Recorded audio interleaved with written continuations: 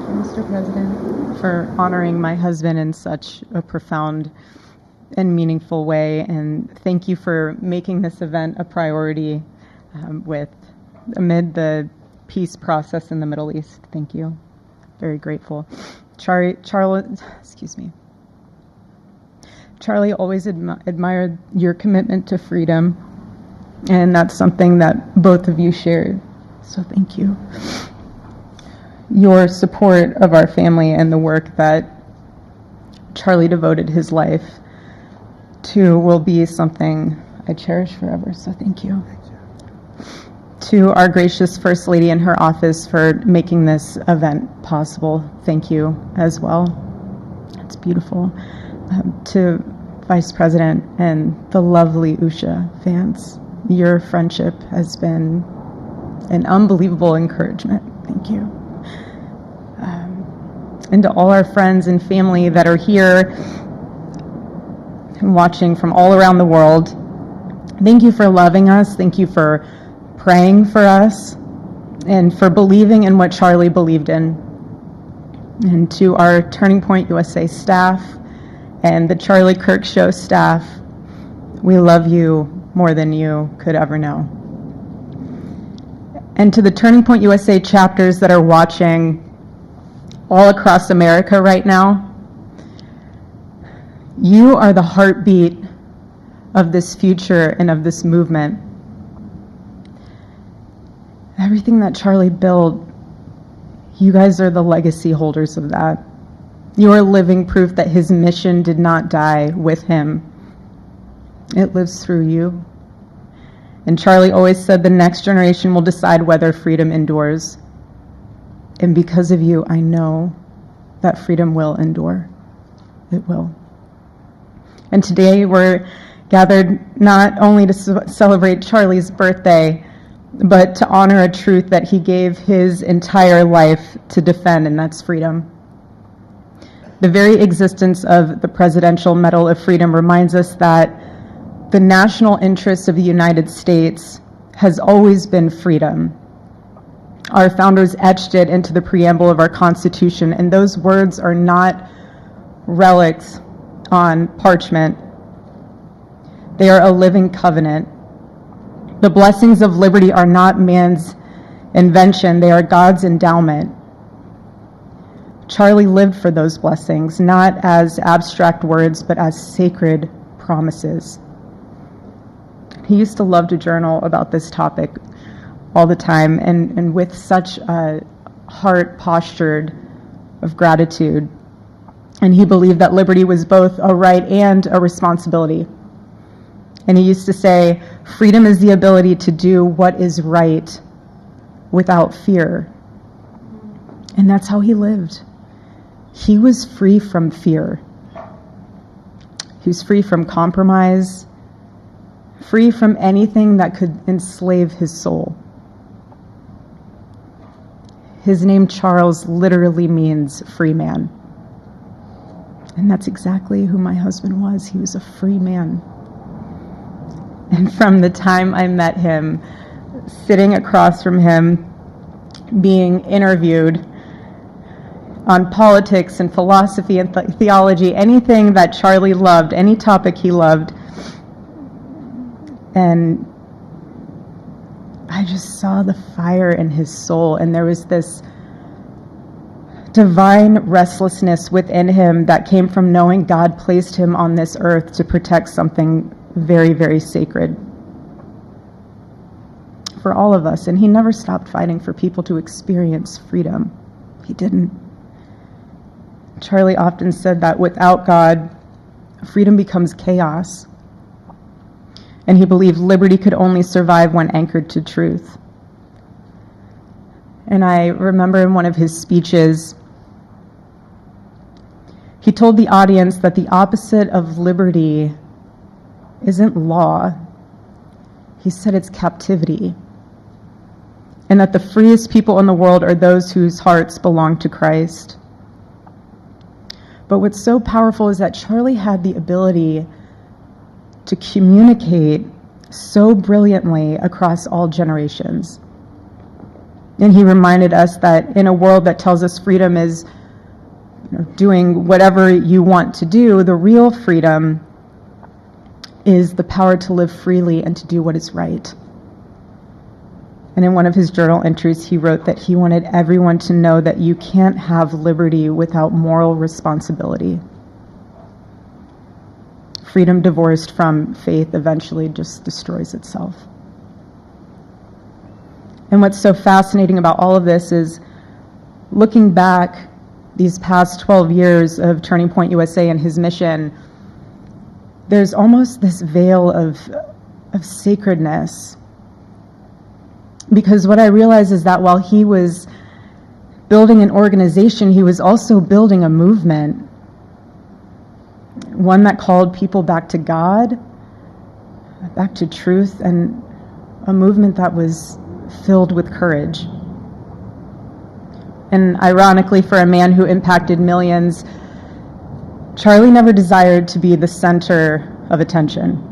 He just wasn't. My husband was not a man of extravagance. He loved simple but deeply meaningful things. Truly. He loved his late night walks. He loved buying more books than he could ever read because he felt there was no such thing as a book budget.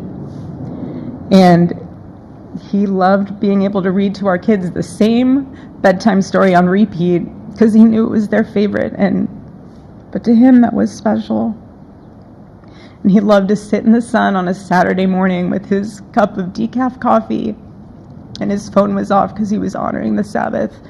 And for him, it was that moment to catch his breath and just be in peace because he was unreachable at the moment.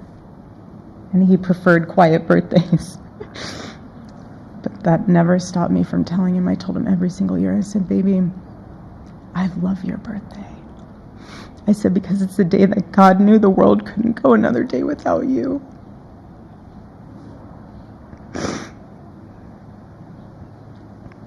And so the rhythm of our usual birthday celebration for him was mint ice cream, mint chocolate chip ice cream. He only had it twice a year, on his birthday and 4th of July. It's just, and then after that, it was back to work as usual. But last year, his one birthday wish was to see the Oregon Ducks play the Ohio State. And they won. Oregon won that night. And it was by far one of the most memorable nights of his birthday experience of his life until today. And so, honestly, President Trump, I have spent 7.5 years trying to find the perfect birthday gift for Charlie. And it's so difficult. And those of you that have spouses or loved ones, you know how difficult it is sometimes to buy a gift for someone that you love, because he wasn't a materialistic man, so that also did not help. But now I can say with confidence, Mr. President, that you have given him the best birthday gift he could ever have.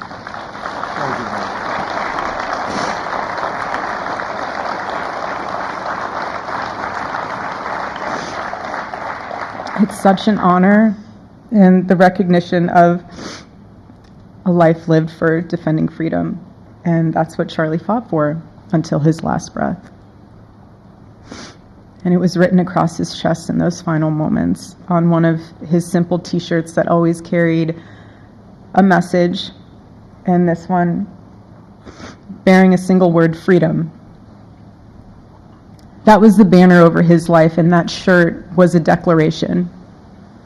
The same declaration he made in every speech, every campus visit, every time he shared the gospel at a church, every sleepless night that he would spend praying for the youth of this nation and planning for the future of our country, and just impressing upon them that when we defend liberty, we defend the soul of our nation.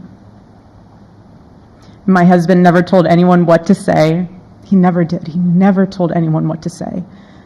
He would just encourage them to think. He would encourage them to think outside of the traditional political labels. He would want them to think in a way that was anchored in wisdom and truth.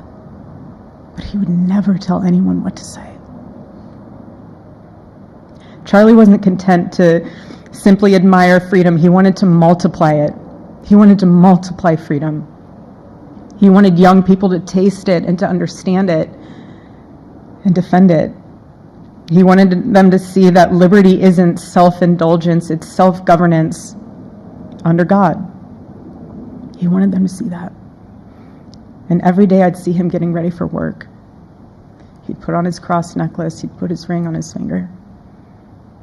And the boldness in his demeanor was always fearlessness. He wasn't afraid. He was never afraid.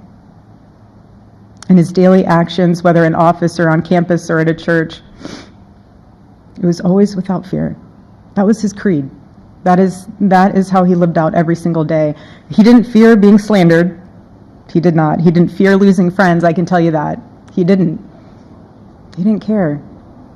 He stood for truth and stood for freedom, and he did not, everything else was just noise to him. And it's because his confidence in Christ was absolute. That's why.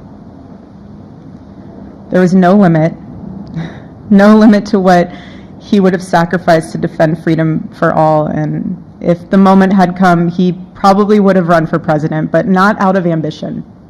He would only have done it if that was something that he believed that his country needed from a servant's heart standpoint.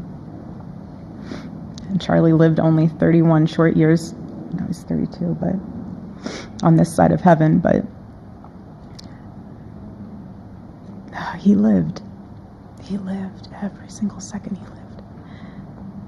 He filled every single day with purpose, and he fought for truth when it was unpopular. And he stood for God when it was costly, but that's what we're called to do. Surprisingly enough, he did pray for his enemies, which is very hard, but he did.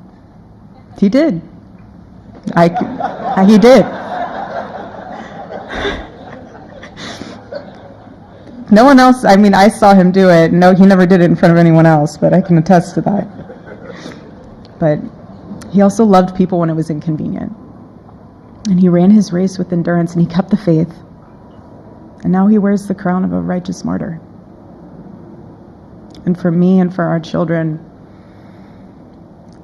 the truth really studies our grief, because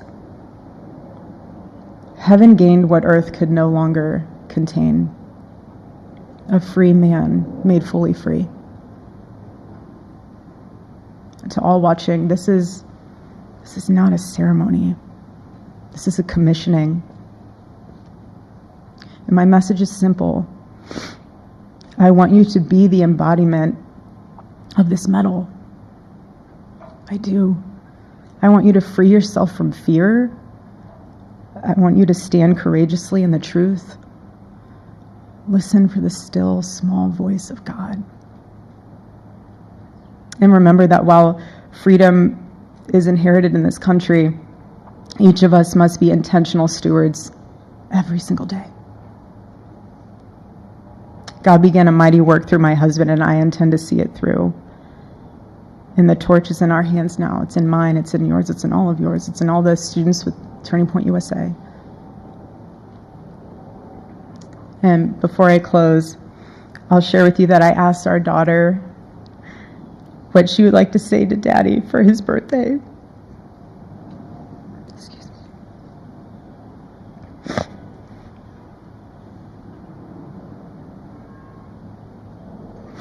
She said, "Happy birthday, Daddy. I want to give you a stuffed animal.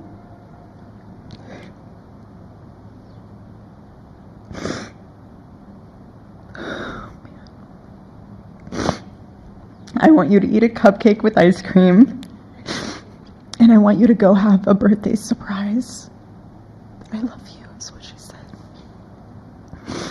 And while our son is precious, he can't yet speak, in classic Kirk family fashion, his actions spoke louder than his words, and his gift to you, Charlie, and myself for that matter, was deciding to become the man of the house and be fully potty trained at 16 months.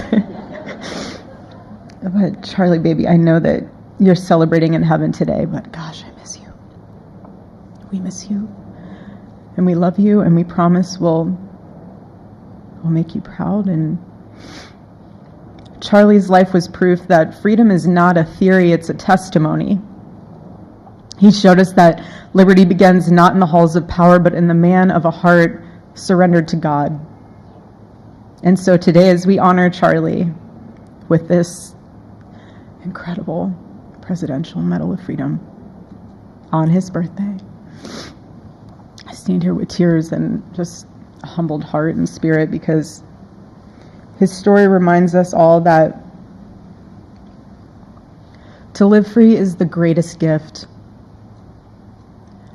but to die free is the greatest victory. Happy birthday, my Charlie. Happy Freedom Day. God bless